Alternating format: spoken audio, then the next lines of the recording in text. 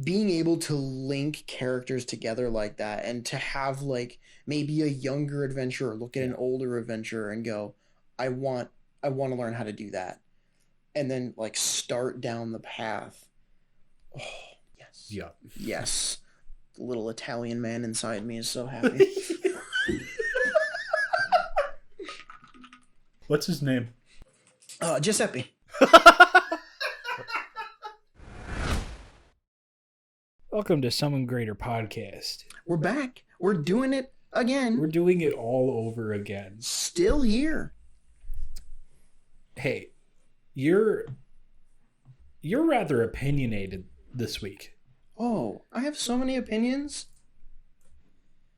Some people would call them bad.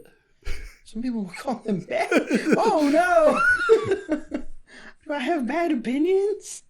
I don't think I have bad opinions. I don't think you have bad opinions. You have bad opinions. Okay. No. We want to hear all your opinions, please. Because we love you. Skylar is mad. Very. At D&D players. Oh, well, yes. But this isn't new. This isn't new, but why is it... Remind me why I'm mad. Why are you mad today? Why am I mad? Why are you mad about people getting distracted? Am I mad about... Oh, are we getting into this already? Are we starting with the big guns? Are we starting with these guys? I want to know what's going on in your brain. What's going on in my brain? We gotta fucking roll for initiative, boy, Stop. Because combat is messy. Ha! I won. You won, but not well. No, not well. That was I rolled an 8. Yeah, I rolled a 4. Yeah. Combat. What's the deal? What's going on here? Am I watching Watch Mojo right What now? are we doing? Top 10! No, I'm not necessarily mad at D&D players. Okay. I Just disappointed. Oh, always. I mean, I'm disappointed in myself. How can I not be disappointed in everyone else? If I can't make me happy, who can? This is a deeper issue than the scope of this podcast. Combat, am I right?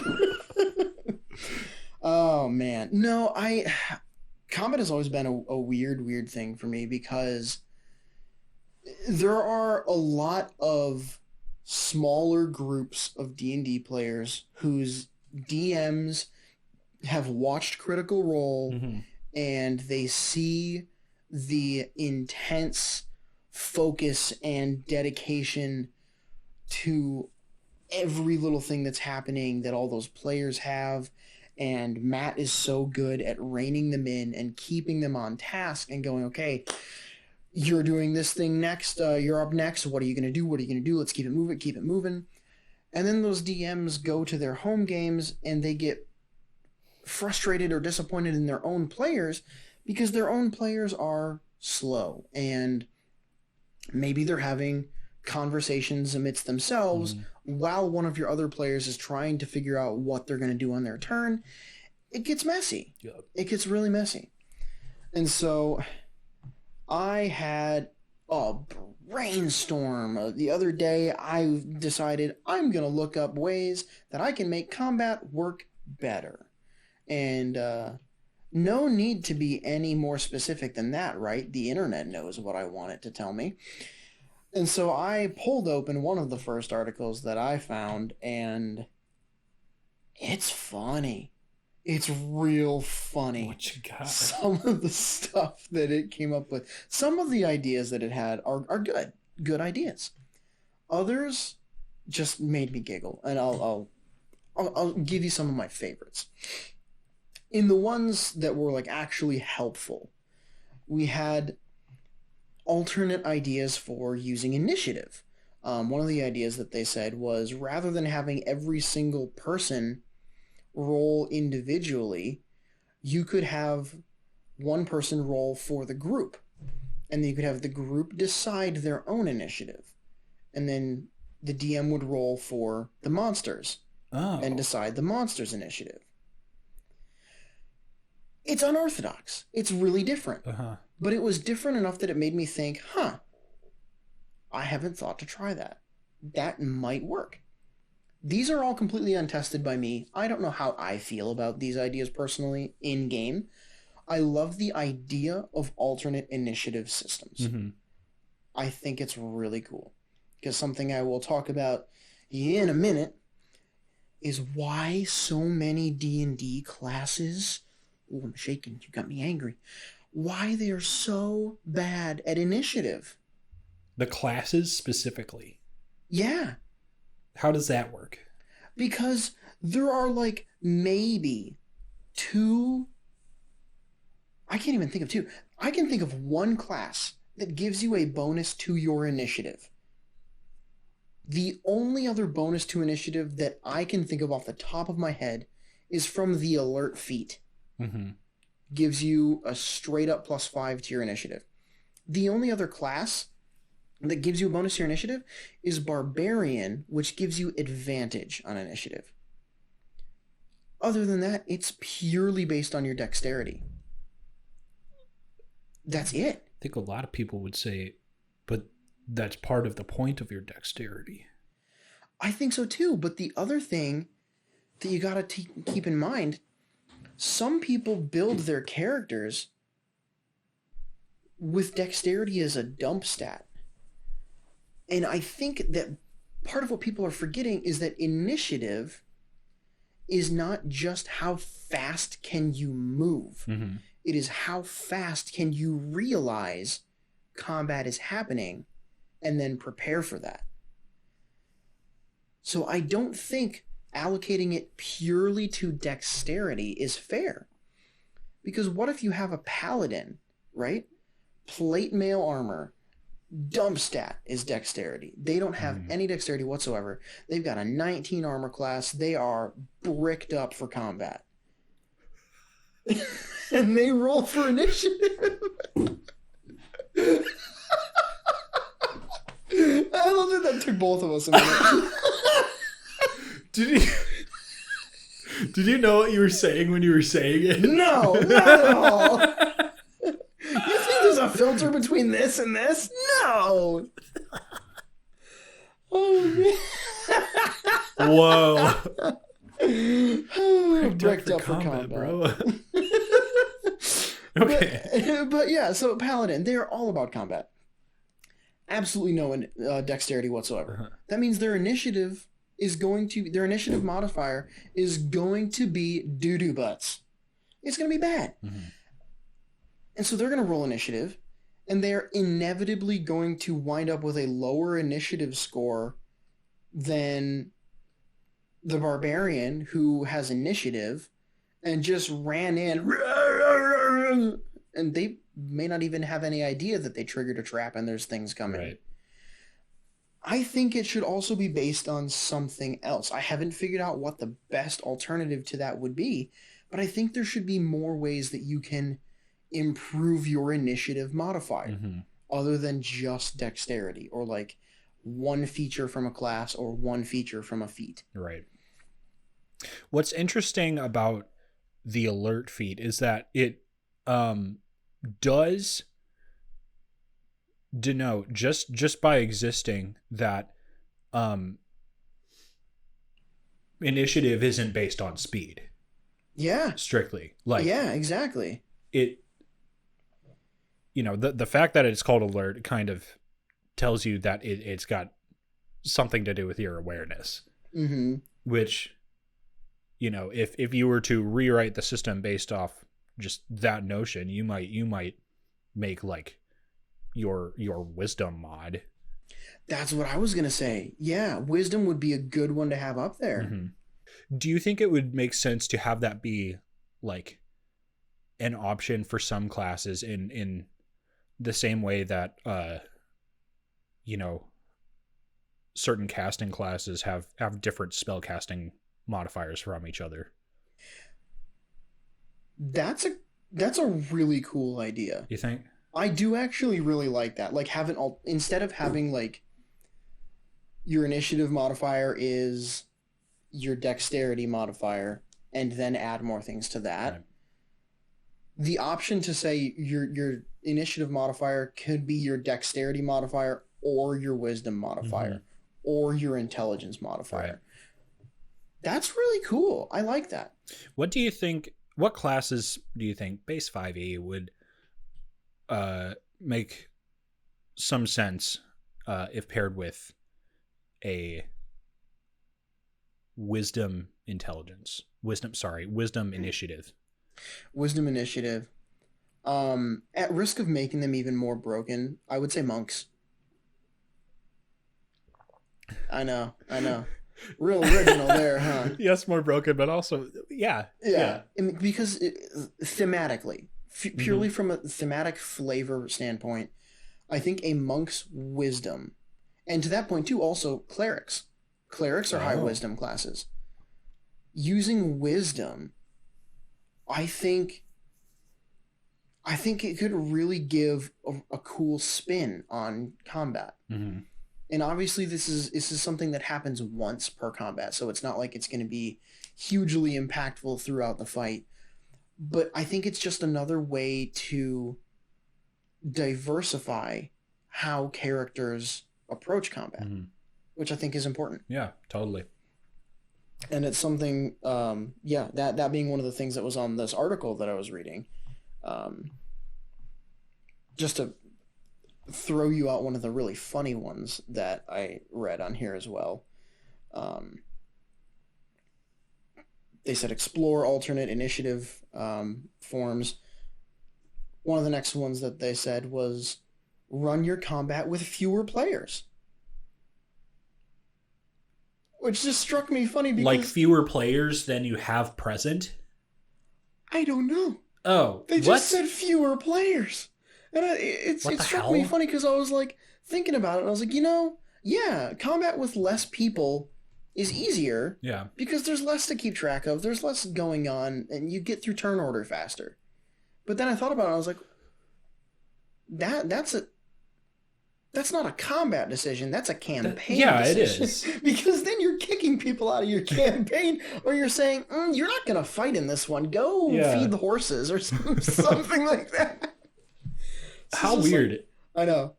I was like, you're not wrong, but it also doesn't feel great. But yeah, they said stuff like run easier battles. And I was like, what? Okay. This is not a helpful article. No, it's really not. It's kind of a bad one. It's really not.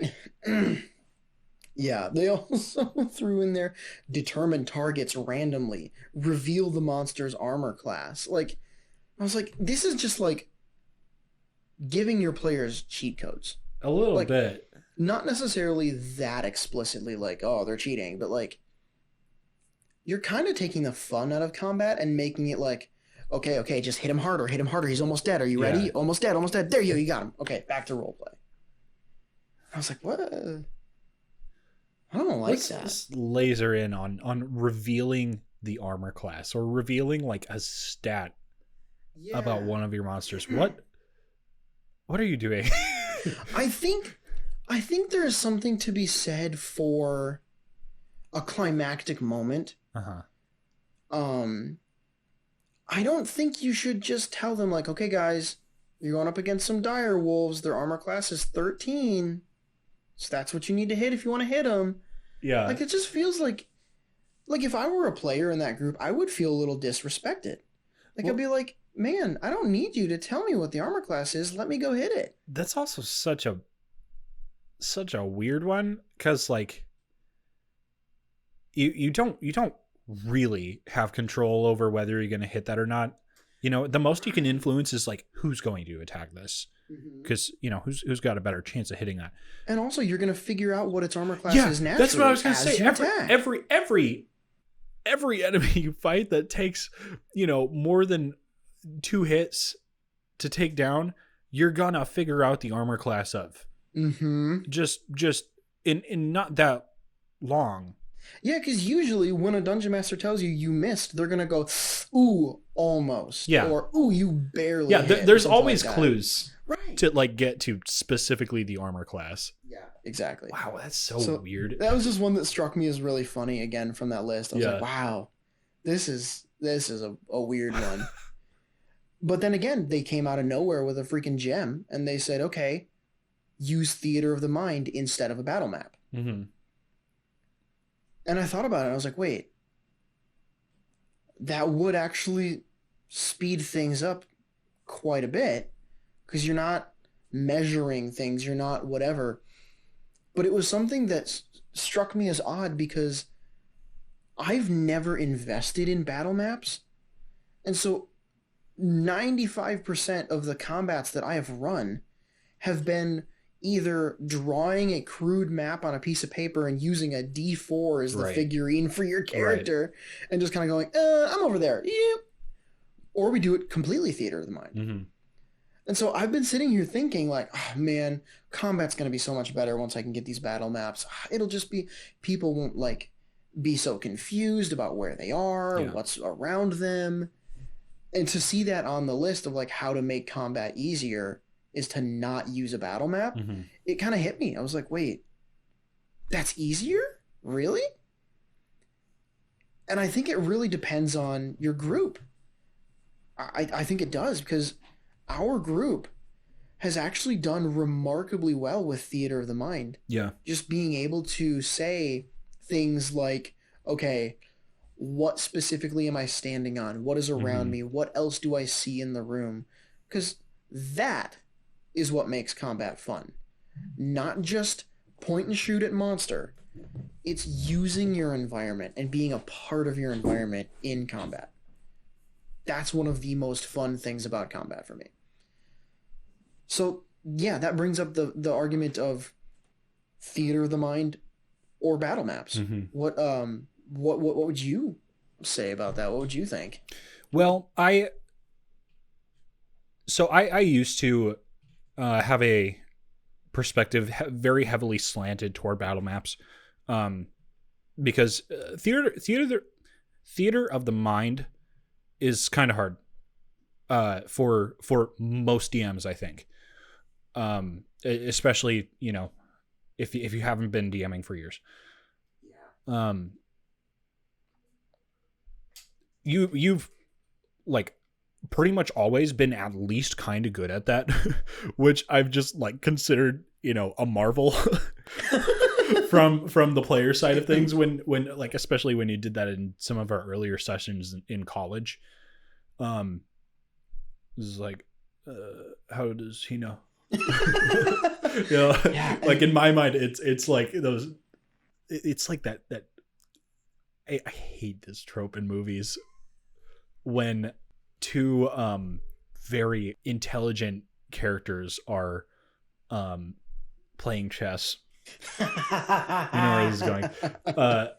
And they're having a conversation at the same time, and the conversation gets a little heated, and then they both stand up and they start circling the table, but they keep playing the same game of chess. Yeah Verbally. And they just speak the coordinates, and they're keeping everything together in their minds. Yeah, very, very Sherlock Holmes. Oh, and like the first time it was cool. Yeah. But I have seen that so many times now, and I cringe now. But that's sort of how I saw you doing just like theater of the mind for a while. That's so crazy. Yeah. Because I always thought like I never saw it that way. Oh yeah. When I was doing it, it was just like me going, okay, I don't have a battle map. What would they see if I did have a battle map? Because God, I feel awful. I don't have something for them to look at. So let me. There's lots of trees and valleys, and, like all that stuff. And what I understand now, from watching you do this countless times, is that it's mostly abstract. Where I stand now, we talked about this a little bit last week. I really am a huge fan of positional battle tactics. Yeah. And I think that in particular makes the battle map kind of a necessity if you're really wanting to run a campaign with those kind of mechanics, because you can't play chess in your head very well. And I think for my future campaigns, I probably will use almost exclusively battle maps, unless it is a moment that just seems more narrative in nature. Yeah. I'm sure there's a balance that I will find, that I will strike. Not to change gears too much, but it made me think of this concept I've been wanting to implement in a session for a very long time, which is giving the players a tactical advantage for an ambush. Oh. So I have a very specific setting in mind where this kind of battle takes place, but essentially it's in a location that every player in the party knows extremely well. It's a place where they spend a good deal of time every day. And the party has caught wind from a spy or an informant of some kind that this building is going to be attacked just by surprise. But now the party, knowing this, obviously has reverse ambush, a massive upper hand. They are expecting this to happen, so naturally they perform like kind of a lockdown, get everyone that isn't in the party to safe places. Yeah, it's like very like the Siege of Hogwarts kind of thing. Kinda, yeah, actually, yeah. Exactly like that. And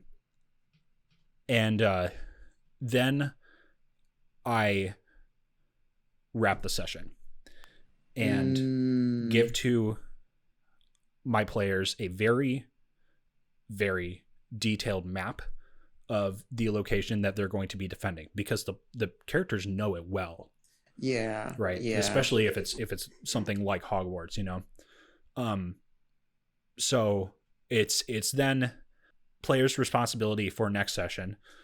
I tell them to devise a plan amongst themselves. Yeah. That the DM may or may not be blind to. I've considered doing it both ways. You tell them like there's this resource here that you can use. There's a fire extinguisher on this wall that like you're not going to say anything about it, but an astute player might know that like that's a possible makeshift weapon, or like a smoke screen or something. Right. And that's the stuff that gets lost in Theater of the Mind, not because it's not there, but because it's just you can't say everything. Yep. And so I think, like I said before, I think that's why it really depends on the group, the type of the campaign, just how your players go about combat and how you want combat to run. Because there have been times, even in the campaigns I've run, where I haven't used a battle map at all, even one of the makeshift, like draw it on a piece of paper. I just haven't done it because it wasn't necessary. And there are other times when there's a significant land formation or something that I want the players to remember, hey, there's this thing that might be blocking your view. Let's put out just a crude drawing so that okay, if I'm over here, then I'm not going to be able to see that way. There is so much more information that you can get from a battle map, but unless your players are prepared and are seeking out that information themselves, it's going to take way longer, because you as the DM are going to wind up standing there going, okay, don't forget this is here. Don't forget that's there. And so I think that's kind of why, that would be my guess as to why that this article said that Theater of the Mind would be faster and easier than a battle map. Yeah. Yeah, that makes sense. Then that is true, I think, objectively. I think you just got to make the call based on what type of combat you're wanting to run at any point in time. Yeah, and the other thing that just popped in my head too is how much time you as a DM have to prepare the session. Yeah. Because if you've got the time to, even if you don't buy battle maps or minis or anything like that. If you have the time to draw out, like, here's one room of the dungeon, okay, then we'll flip over to the next page, here's the next room of the dungeon. If you can draw all of that out and have like layouts, that's a battle map. You did it. You're done. Good job. But if you don't have the time to do that, and you know that you won't, and your players know that you won't, and you talk to them ahead of time and say, hey guys, here's what's coming up. I'm not going to have a map for you. Remember to ask questions. I mean, you can make it work. Yeah. I think to boil down kind of the thesis behind my whole idea as it relates to this article, the main advantage that a battle map provides is access to interactables. Yes. Yeah. Because that, like, I don't think you can be specific enough for with theater of the mind to say that, like, you're gonna have cover if you go here, because you're kind of just making that up as you go. Yeah, and at that point it kind of falls to your players to say, hey DM, is there anything like this around me? Is there someplace I can go to get cover? If I duck behind this thing, will that count as cover? Like, players feel free to ask your DMs, seriously, in combat. Talk about the environment. Get in there. Learn about it. We mentioned in our last episode, when you were talking about that magic item that you were working on, that you get so many benefits from asking questions about your environment in combat. I mean, even just even outside of combat, in regular sessions. Yeah, the more information you can pull in, the easier it's going to be for you to come up with something to do. Yeah. And I think that brings us very well to the main thing that we brought up at the very beginning, was people getting distracted on other people's turns in combat. And I think this is, excuse me, I think this is one of the more popular ones that you will see people, mainly DMs, complaining about on social media or something, is, my players got distracted and they didn't interact with combat and they started doing their own thing. You gotta ask why. Why is that happening? Do you have a player that's sitting there with their wizard spells going, okay, I could because everyone's gonna zone out. Like, it's so hard. And it's not necessarily anyone's fault. It's just kind of what happens when one person is trying super hard to strategize for their one specific turn. Yeah. Everyone else just kind of sits there and goes, we don't have anything to do. Right. I mean, I want to know what you think about that, because half the answer in that situation is just like, the player needs to and might, if they're making the effort over time, just get better at that. Yeah. D&D sessions take a long time. I still zone out a lot. It's hard. But I'm significantly better now than I was a few years ago. I can say that. What can the DM do to accommodate that?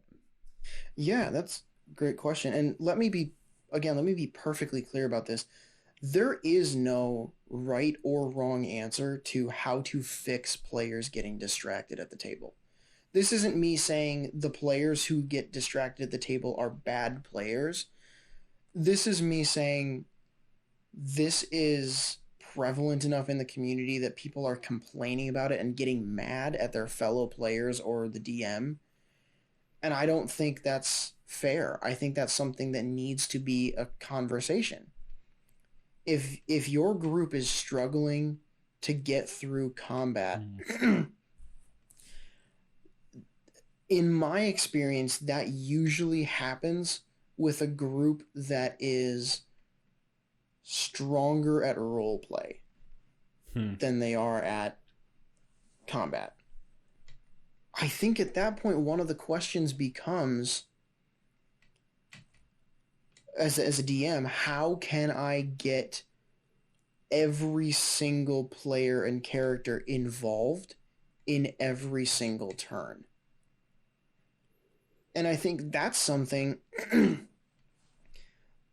that would be a really cool concept to try to add to your game that might actually change the entire system of combat Yeah. in 5th edition Dungeons and Dragons. It's a challenge, though. It absolutely is. That's not something that you should take lightly and just start whipping out things and here's how we're going to do it from here on out. You, like you said, you really do need to find a balance. I think something that I have considered is talking to your players, reminding them that they are going into combat as a squad. Mm-hmm. And that it's not 5 individuals, 6 individuals, however many people are in your campaign. It's not 6 1v1s.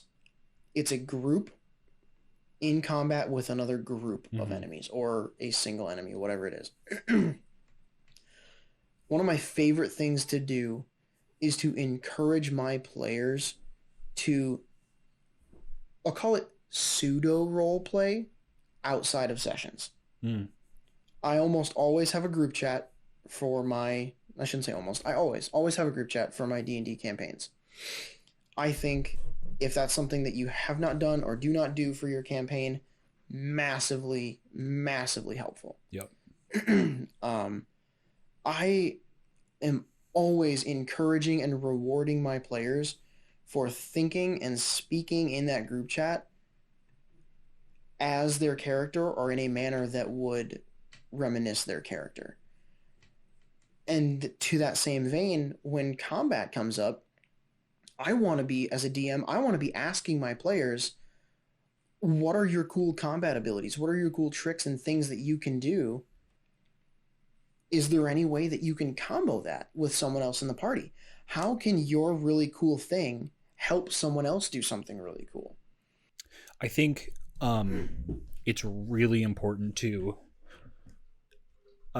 explicitly, for the players to explicitly have these discussions inside the sessions themselves. Also, one of my favorite questions that players ask other players is, where did you learn that? Oh. Because there's a story, a cool one probably, and also the player asking is going to learn something about what the ability they're asking about does. That's really cool. Yeah, that's it's very similar to again, going back to the last recording session when I was talking about my character build idea, asking the question of why do I have these abilities? Why do I know how to do what I know how to do? I guess I never really thought about applying that to other characters as well. Yep. From an interplayer aspect. That's a great way to get people involved. Just being able to say, like, what the hell did you just do? What was that? Like, oh my gosh. And that's something that helps with every aspect of Dungeons and Dragons, not just combat. That helps with roleplay, because that gets more of your character's story out there. And then maybe someone else in the party who hasn't had a chance to speak up about their really cool thing can say, oh, I can do something similar to that. That's really fascinating. Yeah. I love that question. I think sometimes players tend to be a little protective of the info on their character sheet with other players, for the simple reason that usually they just want to avoid metagaming as much as possible. That, or they're waiting for like a cool big reveal. Right. Like yeah, there's something that they're hiding. But you can ask and you can infer. And I think that more often than not, when a character asks a character where they learned something or how they do that, or why they look like that, there's room to give a pretty detailed answer without even giving too much away, if that's your concern. Yeah. Yeah, you don't have to dump your whole backstory to tell them how you learned how to do that spinning roundhouse kick that Yup. you just blasted that dude's face in with. Like, there's a lot of options. Mhm. That's fascinating. I love that. Yeah. And I think that is a really, really big way to keep players invested throughout other players' turns in combat. Um, yeah, maybe even as a DM, I know really the only thing in like the player's handbook that you have to give to players as a reward is inspiration. But DMs come up with new ideas for ways to reward your players for being invested in what the other characters and players are doing. I think that's really what it boils down to is your players and your characters in my experience are going to chase after the thing that gets them a reward. And so if you are rewarding them for getting through combat as fast as possible to get the loot from the monsters, they're probably not going to pay much attention to what happened in that combat. Mhm. They're just going to kill things and go, "Oh, nice new sword." But if you find a way to like put something in there and be like, "Ooh, you might have just discovered a new combat trick or something like that," or Mhm. you might have just like watching so and so's character do this thing inspired you to learn a new whatever. Man. Like there's so many Yeah. branching ways to reward your players for watching Uh-huh. and being involved. I think that's what it boils down to. Yeah. Man. I love the realization of the mentor character, by Yeah. which I mean, someone has made a character with kind of a mentor, teacher, father figure, whatever persona. Um and like that becomes mechanically important. Especially, oh my gosh, sorry to interrupt Yeah, you, go but ahead. when when one of your characters multi-classes into the class of someone Oh, else's dude. character, oh, goosebumps every freaking Very time. cool. Being able to link characters together like that and to have like maybe a younger adventurer look at Yeah. an older adventurer and go, I want I want to learn how to do that. And then like start down the path.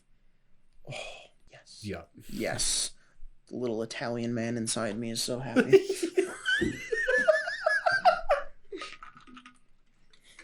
What's his name? Giuseppe.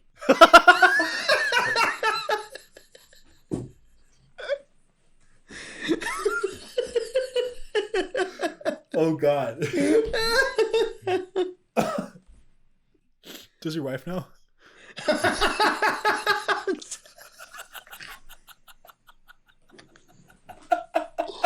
Oh. Yeah, I think she knows. I think I've eaten enough pasta in front of her like a deranged maniac. Oh God. I think probably the second or third time she watched me just take a bite out of a raw block of Parmesan, she probably figured. Whew, that's some Skylar lore for you there. Put that on the wiki, I dare you. She watched you do that and it was like, so him too. Huh? A new challenger approaches. Oh my God. Well. Oh. Well, reining it in from that. Hey, you want to hear about a magic item? Yeah, I sure do. I got a ring to sell you. Whoa. Let's go. All right. Reel it in. This is plenty simple. But I have never seen this done in D&D. Oh. This is the Ring of the Cruel Leech. Cruel leech. Yes, sir. Huh. The whole thing fits in a sentence. Critical hits that you deal heal you for half of the damage dealt, rounded down. That is really simple. Yeah. That is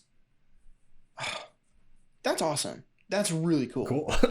I have seen that effect on a few like legendary or artifact rarity magic items. Okay. Where like if you score a critical hit with this weapon, you regain hit points equal to blah blah blah blah blah. This is just a passive. Yeah. Any critical hit you do. That is so much fun. I honestly I like that better than having it attached to a specific weapon. Really? I do. I really do. Because I understand the concept behind it. Where you like if you score a critical hit, obviously you're not just going to magically out of the ether just like, oh, I'm regaining hit points. Oh, where'd that come from? It's always going to be attributed to something. And so usually it's attributed to the magic item. Mm-hmm. Saying like, oh, this axe or whatever, when I hit with it, it siphons their energy and then gives it to me, whatever it is. You said this was a ring?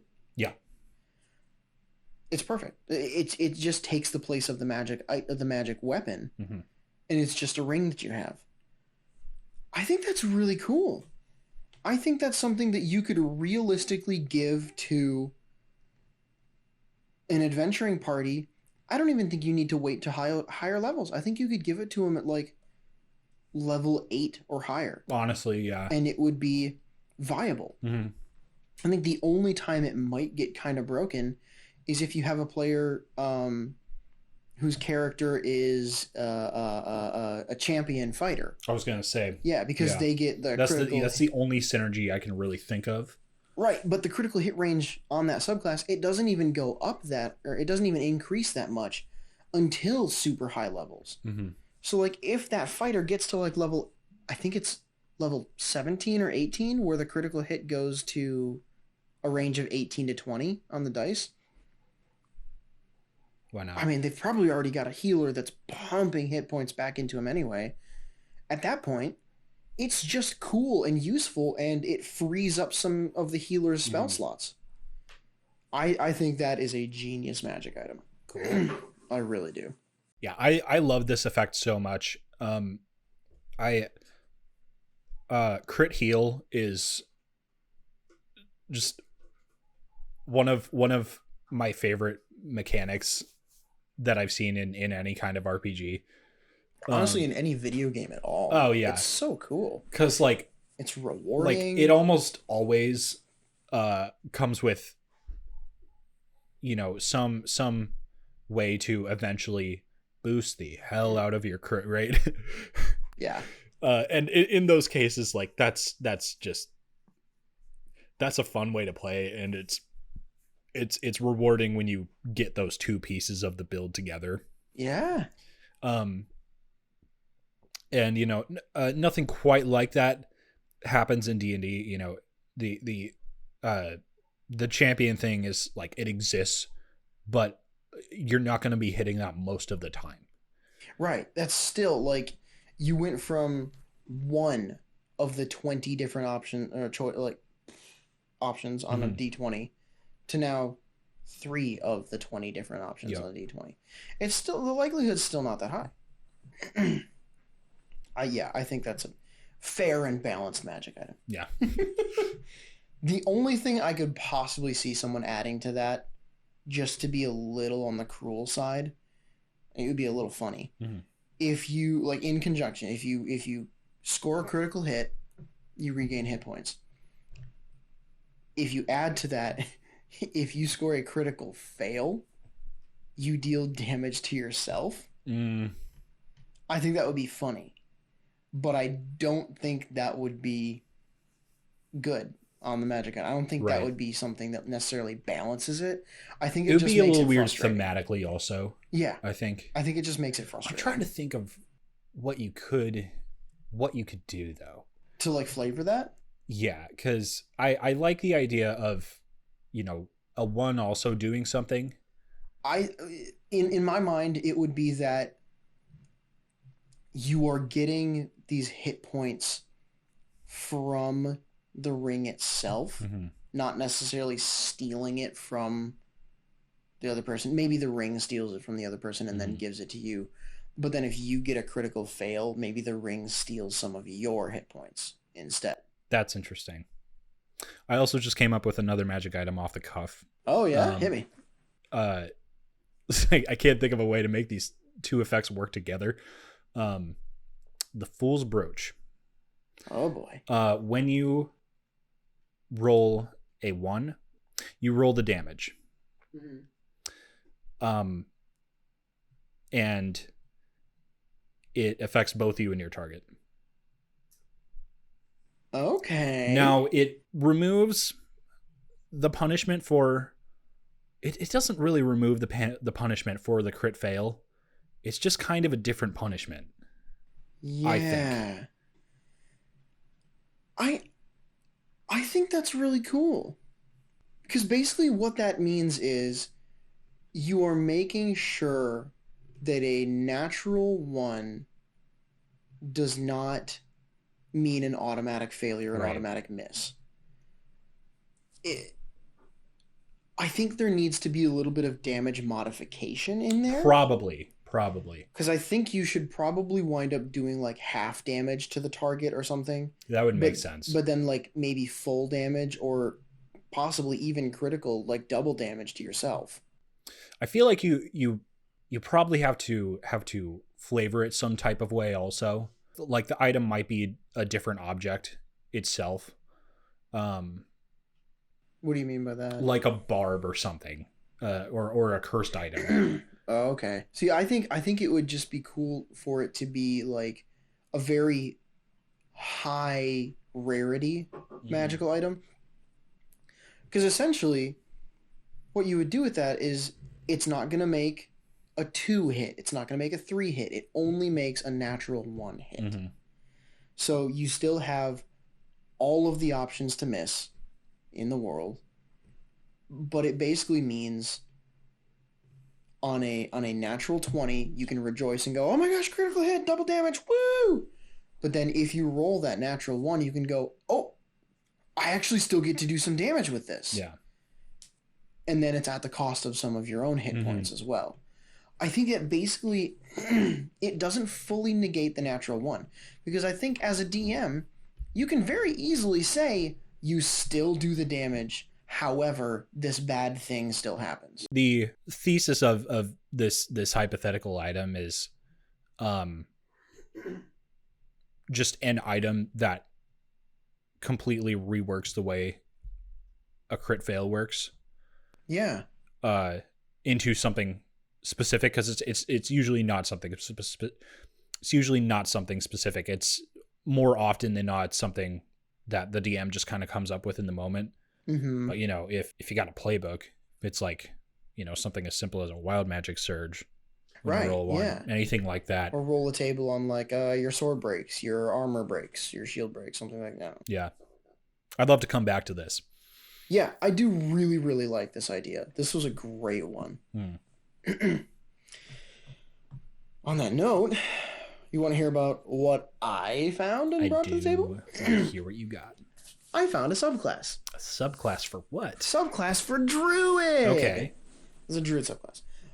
I have personal beef with the current choices for subclass for Druid. Really? Why?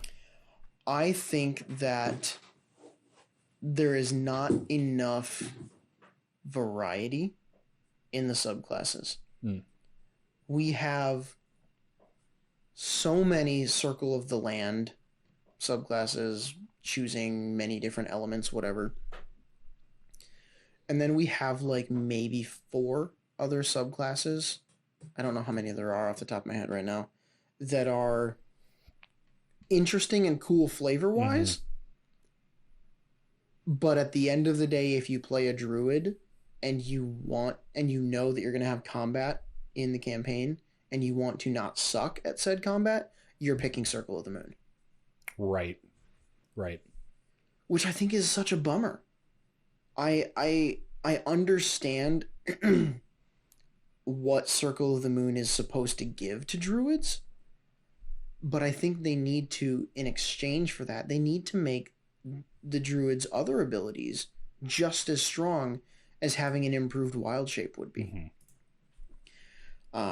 But yeah, to that point, I found one that I think could be really, really interesting because it is a concept that I love applying to every single class. Necromancy. With a druid. With a druid. Okay. So Tell me about that. Yeah, this is called the Circle of Death. The entire point, this subclass is on D&D Beyond. If you want to look it up, is Circle of Death, in parentheses, Necromancer. I will find the name of the person. Here it is. Posted by Kurama Kishin. So if you want to look that one up, go check it out on D&D Beyond. It's pretty cool. There is an expanded spell list, bonus cantrips that gives you some more spells. Gives you Animate Dead and Spare the Dying, Detect Thoughts, Invisibility, Fireball, Cloud Kill, Finger of Death, Power Word Kill, and Decompose. That might be a homebrew cantrip on their end. But yeah, so vastly increased range of spells. I don't necessarily know if I agree with throwing Fireball in there with it. That's crazy. Yeah. I mean, I love Fireball, don't get me wrong. I'm also a little over it being added to anything to make it stronger. So, yeah, the expanded spell list, really cool. The Animate Dead, for a druid, the flavor, the thematic ideas that this shot into my brain hole were amazing. Cloud Kill, Detect Thoughts, Invisibility, Finger of Death. Like, I'm imagining a druid that looks around at all these other druids in their grove or wherever it may be that are nurturing life and get so upset and mourn over the loss of life in their community. And I'm imagining this one druid maybe looking at that and going, that life's not gone. It just moved into a different form. Okay. I'm going to learn to communicate with and harness that next form of life. I want to address the Decompose cantrip real quick because I just looked it up. It's a homebrew spell. It actually fits the flavor that you're talking about right now really well. Matt Mercer came up with this. Oh, this is the one from campaign 2. Okay. Yeah, for Caduceus. I do know which one this is. Okay. Then. I'm going to read the description. The Absolutely. caster touches the corpse of a creature and causes significant decomposition and growth of fungus, moss, and perhaps a flower or two within a minute. Notably, it does not hinder resurrection, nor does it interfere with Speak with Dead. It also works on recently severed parts of living bodies. On a larger corpse, it caused vines to sprout and wrap around the body in the campaign. Okay. That's really, yeah. That just makes sense. Yeah, absolutely. That's great for a druid. Yeah, and it's beautiful. Yeah. But yeah, so moving on to the rest of the actual abilities, they have, their wild shape is adjusted slightly. They have an ability called Forsaken Wild Shape. Your connection to nature is somewhat dimmed. You cannot transform into any living thing through wild shape. At 3rd level, however, Circle of Death Druids can transform into undead creatures they have seen before. Oh my. This includes even a picture of an undead creature, as long as it actually exists and they have a picture of it in their mind. Whoa. Other than this, wild shape works the same way. So basically, it takes away your it takes away your options of living creatures and gives you the entirety of the undead to choose from. That's really interesting. Undead is a trait that I don't think can be explored all that well with player characters. Right. I mean, but the ability there was an attempt that was made with the whole the reborn words are escaping me for this one right now. It was in Tasha's Cauldron of Everything. They tested out a new way of creating your character and like a lineage. That's the one. Oh. So they had like a Fey lineage. They had an undead lineage. Really? And they had some other things. And basically what it meant was you got to take a race from the race select sheet, and then via this lineage you could take like it was called reborn. You could take the reborn lineage to apply undead featuristics to that race, and it would replace some features and modify others. It was cool. But that's the only option for undeath we have.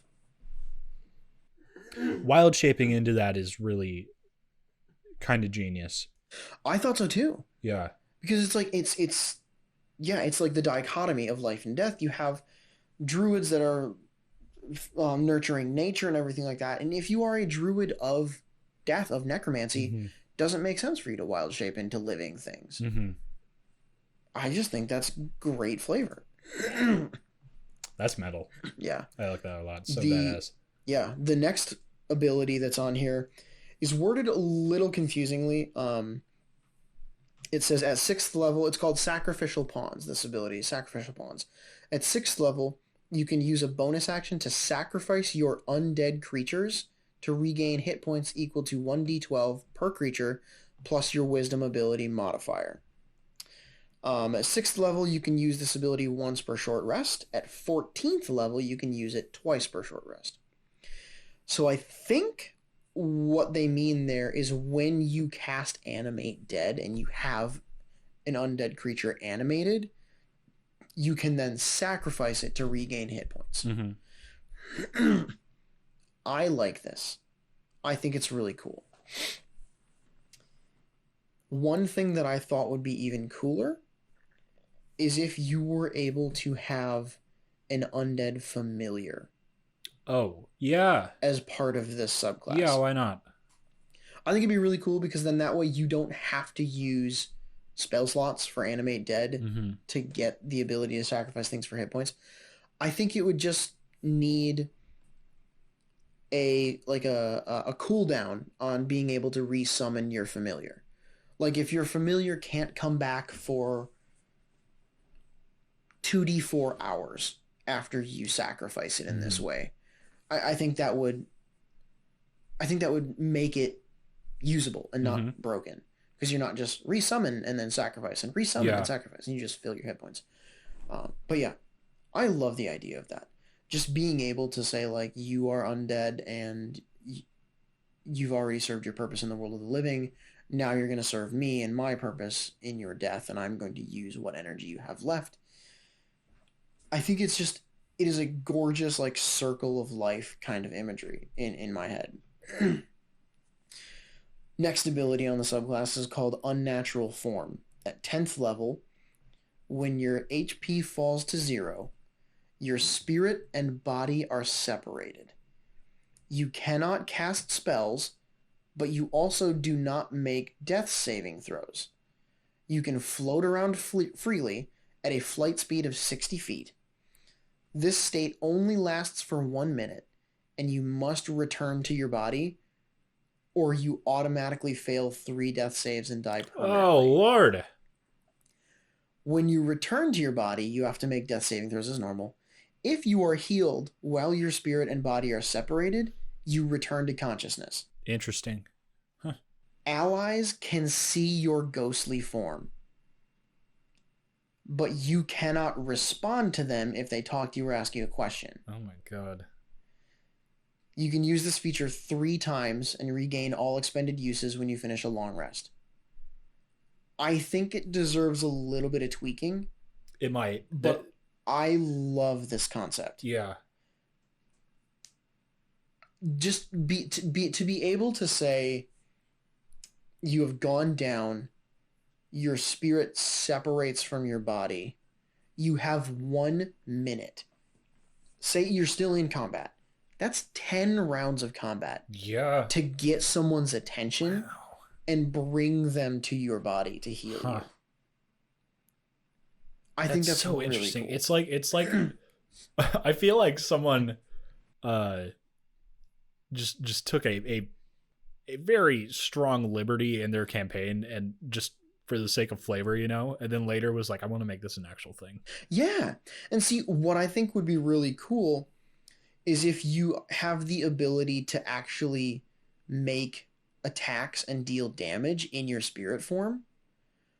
What I love is the idea of being able to, I can't remember what exactly spell it would be, but I think Chilling Touch is one. I'm going to look that up really quick just to see if I have that right. But yeah, basically, I love the ability or the idea of you being a spirit separated from your body that is actively dying on the ground, and being able to go to someone and deal probably not a major amount of damage, Right. but to be able to say deal like 1d6 necrotic damage, like from beyond the grave kind of a thing. That's so interesting. Yeah, like I think it's so freaking cool. Let me see if I can pull up what a good spell for that would be. You said, not to take you away from that, you said Go for you it. would probably tweak some things a little bit. Is there like something in particular that comes to mind you might change? Aside from the spirit form not being able to do damage, I think the one thing that's really striking me as like, oh, that's kind of insane, is if you are not back at your body immediately when the 1 minute runs out, you fail all 3 death saves. Right. I think, I don't know exactly how I would want to change this, but something that came to me is kind of in place of doing death saves. After 1 minute goes by, if your spirit is separated from your body, you roll a death save. And then if you succeed, you get 1 success on your death save, and you can choose to return to your body or stay in your spirit form. And then if you choose to stay in your spirit form, your next death save's DC goes up. So like your first death save, the DC is 10 as normal. You succeed on that death save, you go, okay, I have 1 success. I'm going to stay in my spirit form to continue trying to do some damage and like be in the fight. Your next death save, the DC is 12. I think that makes sense. That's so harrowing. Yeah. But I like that. Because it gives you the choice to be able to say like, okay, nope, fuck it. I'm going back. DCs are set back to 10. Yeah. Because then if you succeed on your second one, I might actually even say the DC goes from 10 to like... No, I think going 10, 12, 14 makes sense. But yeah, and then going back to the spell, it is chill touch. Okay. Cantrip. Yeah. The cantrip itself is a ranged attack. I would probably tweak it so that it has to be touch when you're in that form because you can fly. And it deals 1d8 necrotic damage, and the target cannot regain hit points until the start of your next turn. I think that's just a really, really cool way to do it. The spell's damage increases by 1d8 based on what level you are, up to 48 at 17th level. I think that also makes sense. At 17th level, your ghostly spirit can probably do a good amount of damage. So yeah, I think that's probably how I would change it. Nice. Yeah, that makes a lot of sense. That does seem like it should be pretty high risk to pull that off. Yeah. There's one more ability on the subclass that I think I would probably, if it were me, I would probably scrap this one and try to come up with a new concept for it because I love the idea, but it's cool on paper. It's cool on paper. It's at 14th level, you get an ability called Taboo Casting. The presence of a dead body in your area renews some of your power. If you take a short rest within 500 feet of a dead body, you get to regain 1 spell slot of your choosing. Oh my. You can use that once per long rest. Okay. I like the concept of gaining some kind of power when you are around death. Yeah. But I think that one specifically, it's a little too niche. It is. It's a little bit out there too. Yeah. Like you kind of just gotta interpret for yourself, like what effect that dead body is having. You know. Right. I think we could work with that a little bit though. There's something there. I do too. And that's the thing. Like, I understand exactly what they were going for. Yeah. Like, there is unused magical potential within this body that passed before its time, or at its time. There's still unused magical potential, so you can siphon a spell slot from this dead thing. I'd like that. It's cool. But the fact that it has to be over a short rest, you can only use it once per long rest, and it's just one spell slot of your choosing, of any level. I think it needs some tweaking. Yeah. I don't know exactly how I would tweak this one. Right. Though. Yeah. It's just a little too vague. We'll have to think about that. Yeah, that might be one that we come back to as well. Yeah. Because I saw this and immediately I was like, I have to talk about this. Necrotic Druid. It's just phenomenal. Phenomenal. So again, Kurama Kishin posted this on D&D Beyond if you want to go look at it. Super, super cool subclass. Don't take any of our criticisms to say I don't enjoy this. I love it. It's great. Yeah. I think with that, I would like to, if you got some ideas listening to this, I would like you to contact us at summongreater on Twitter, or at our Gmail, summongreaterpod@gmail.com. And I thought of a question earlier that I am interested in hearing some answers on, that maybe listeners would like to give. For the other Druid subclasses, what are some ways that you can think of maybe buffing or differentiating one or two of those, if you think it's necessary?